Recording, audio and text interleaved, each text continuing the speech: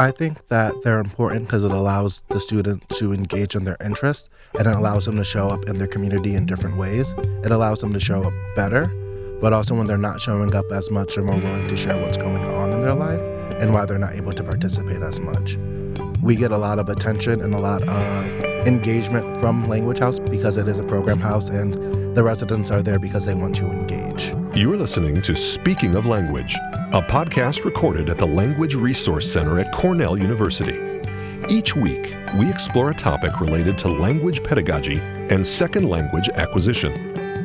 This week on Speaking of Language, we will learn all about Cornell's Language House and how it benefits campus life.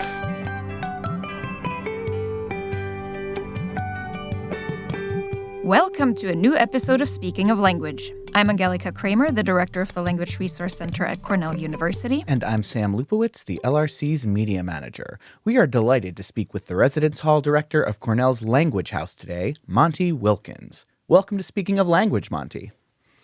Thank you so much. I'm happy to be here. Thank you for bringing me into the space to be able to share what Language House has been doing. And yeah, and we can't wait to hear all about that. It's actually been a while since we had updates on our podcast about the Language House, and we really can't wait to hear about all the wonderful things that are happening.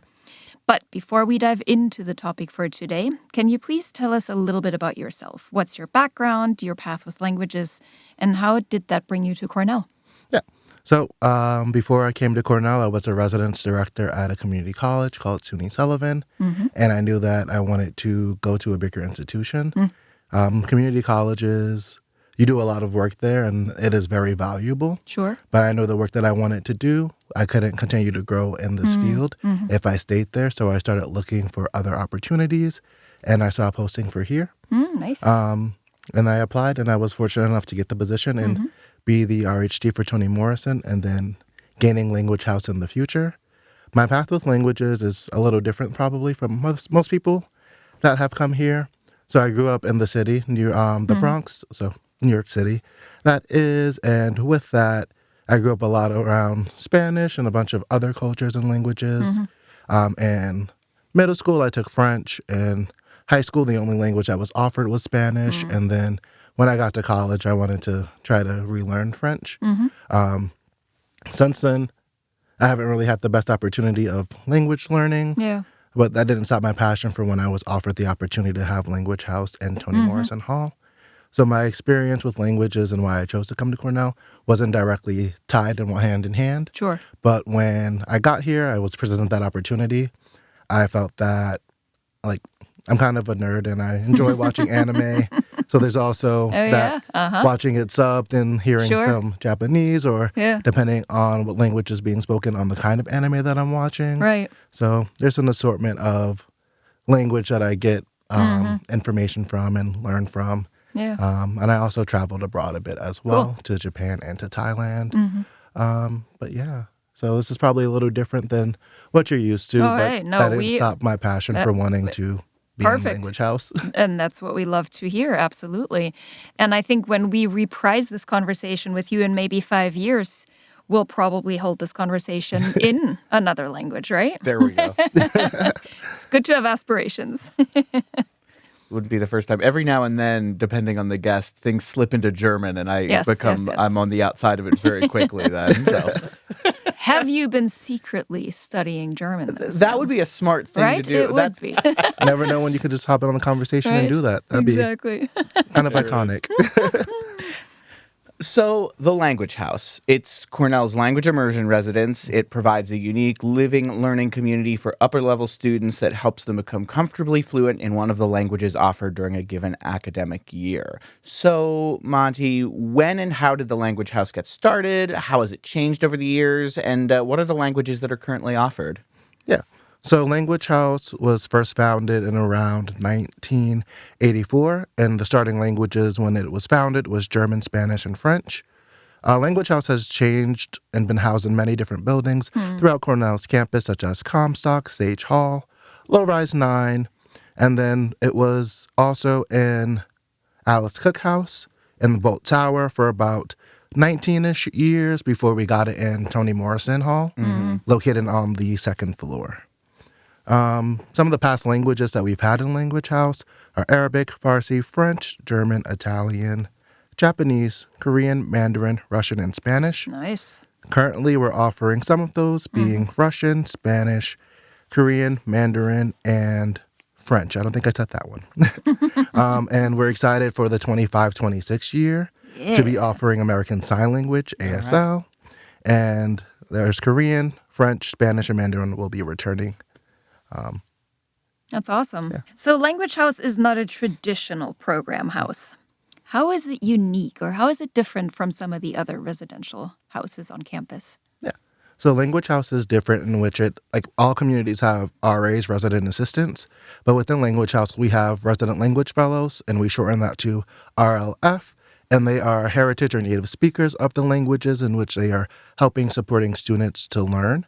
So with that, they're the ones doing the conversation hours, living in the suites. So Toni Morrison is a suite-style community, and something that has been super beneficial for the language fellows is that when we have them live in the suites with the students to really have that language immersion aspect. And this is different. Like, they still have the RA supporting them through their other needs, but the resident language fellows are a key component in helping them learn the language and cultural aspects of things. It's a great support system, and with Language House having its own set of student leaders to support the students, that's what makes it different and unique. And also the suite style learning as well. Yeah, that's fun. What's the student community like? What kinds of backgrounds, majors, and interests are there? There are a variety of majors. Even the resident language fellows have different majors such as engineering, government, Spanish. So some of them are language tied, some are not. Some of the residents in Language House have chosen to live there to better themselves when they're moving on in the world. I know that some have mentioned wanting to do sciences in other countries, and that Language House will help them strengthen their language speaking skills and benefit them later in life. So there's an array of students we provide support to in Language House, and the main thing that they just have to do is want to show that interest in continuing their language development. That's great. So what sort of programming happens at Language House? You just mentioned the language fellows, right? But there's also a variety of units on campus, across campus, many student organizations that have a multilingual and multicultural focus. How do you interface with those different units and people, and what actually happens? So I let the resident language fellows for each language section dictate to what that looks like. The programming, they're expected to do 2 programs a month with that program house aspect. It allows the residents to engage differently than have they been able to in the past. So some of them have conversation hours, some hold programs. Some programs that we've hosted have varied in who's been able to come to them. It's really dependent on who the student leaders want to support. So some programs that we have done was a hwache, which is a Korean fruit bowl or a fruit punch, and it was brought up by actually one of the RAs in the community. And then after that, they connected with the Korean resident language fellow to help strengthen and grow the program. Nice. And apparently it was a big trend on TikTok, so everyone was like, oh, let's do this. I'll be transparent. I was not as familiar with it when it was brought up. But if this is what the community wants to see, let's try it out. Yeah. And now I think I can say it's become one of our traditional programs. Oh, cool. We just did one over St. Patrick's Day weekend called Matcha Hwache, which was a matcha hwache. It's typically made with a strawberry base, but we also did a matcha base because of St. Patrick's Day and green. Sure. Nice. And that's just some of the programming that happens. Actually, Tuesday night, we also had a dumpling night that was led by one of the resident language fellows, the Mandarin one, with an RA in the community. And it's really what the residents want to see and what they want to grow in, but also where there is some room for growth. Some other events that we have done have been collaborating with some of our faculty fellows. So we have a faculty fellow named Ann Adams, who is a part of the Toni Morrison Collective. And they actually went to collaborate with the French RLF for a literature night and the Korean RLF for literature night. So the programs and things that we offer vary based on the students' wants, the needs, and the ask from the students, but also the passions of the student leader, so that it gives the students opportunities to maybe learn words in different ways that they didn't have the opportunity to beforehand. That's great. Are Language House events only open to residents, or can other multilingual speakers on campus join? It depends on the location of the event. So we do have some events that are housed or specifically for the language section. And then whenever, because of the nature of Toni Morrison community, we have this beautiful multi-purpose room that allows us to be able to invite anybody who's interested. So a program that we did was called the Around the World Social, where each of the language section within Language House made a dish or had a dish there present. And we opened that up to anybody who wanted to come by and try different foods. So it really just depends on the kind of events that the Language Fellows are hoping to hold and who they're hoping to invite, meet, and reach. But it can vary based on their preference. That's nice. So you have quite some experience in residential and student life. Why do you think specialized residential experiences like Language House are important? I think that they're important because it allows the student to engage in their interests and it allows them to show up in their community in different ways. It allows them to show up better, but also when they're not showing up as much, they're more willing to share what's going on in their life and why they're not able to participate as much. I think that with gaining Language House and it being in Morrison, we get a lot of attention and a lot of engagement from Language House because it is a program house and the residents are there because they want to engage. And then when they can't, they're more proactive about it. I also know this semester has been prelim heavy. So students haven't been engaging as much as they would have wanted to. Of course. But they're still communicating those aspects. So there's that bridge of like, we're both students, we're both learning this, we're all learning this language together. And also, like, we want to engage when we can and better our own speaking skills. Great. What's in store for Language House? Are there any plans in the works for new projects or programming in the future? A project that I've been trying to get that hasn't started yet is trying to decorate the second floor. Language House is held within Toni Morrison, and just the languages can change and depending on what that is, but I just want to create a space that makes it known that when you walk in there, that Language House is held there. So that's like a project that I'm trying to figure out what that looks like. That I don't exactly have an exact answer just yet.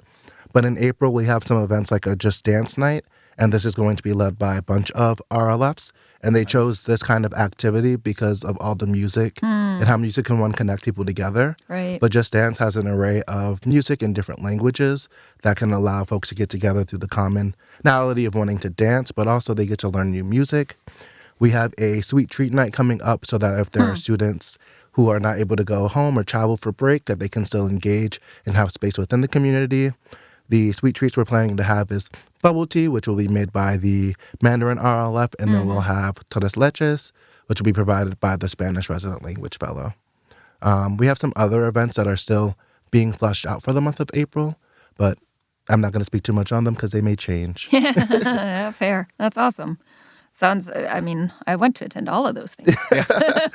Sample all the foods and drinks, right? Monti, where can our listeners find out more about Language House and what should students do if they are interested in eventually living there? If they're interested, I would say reach out to me so I can try to connect them with a resident language fellow, or they can connect with me for more information about Language House. So campus groups is where every Language House event is housed. So if you're wondering what's going on in Language House, I would say check the Toni Morrison page. The campus groups page was combined because it's in the same community. So for ease of access and location and trying to find things, but just keep an eye out on the campus groups for events coming up. And then I know that housing has been sending out emails to inform folks of when the languages have been decided and that we still have some vacancies in languages and things like that. So as long as you're checking those emails, you'll be able to find out some information. And there was also a recent article published by Arts and Sciences about the addition of ASL to Language House. So we'll make sure to link that in our show notes as well. Yeah, absolutely. Well, Monti, it's so great to have you on here. Wonderful to hear about what's going on with Language House, and we really appreciate your time. But before we sign off, we'd like to ask you for a word in a language you love, are learning, want to learn, that makes you feel good. What's that word for you today? That word for me today in most days is bonsoir. It's a good one. I like it. Short and sweet. That's awesome. Well, thank you so much for speaking of language with us today, Monti. Of course. Thank you for having me. Tune in next week as we celebrate National Poetry Month. We'll recap our annual Sweet Poetry event and hear from Andrew Campana about Japanese poetry at the edge of media. Until then, Auf Wiederhören! The Language Resource Center is located on the ground floor of Stimson Hall on Cornell's main campus in Ithaca, New York. Check us out on the web at lrc.cornell.edu. And follow Cornell LRC on Facebook, Instagram, and Blue Sky. Speaking of Language is produced by Angelika Kramer and Sam Lupowitz. Recorded by Sam Lupowitz. Original music by Sam Lupowitz, Dan Gable, and Joe Gibson. Thanks also to the College of Arts and Sciences at Cornell University. As a reminder, the ideas and opinions expressed on this podcast do not reflect those of the College of Arts and Sciences or any other official entity of Cornell University. We thank our listeners, and do stay tuned for our next episode.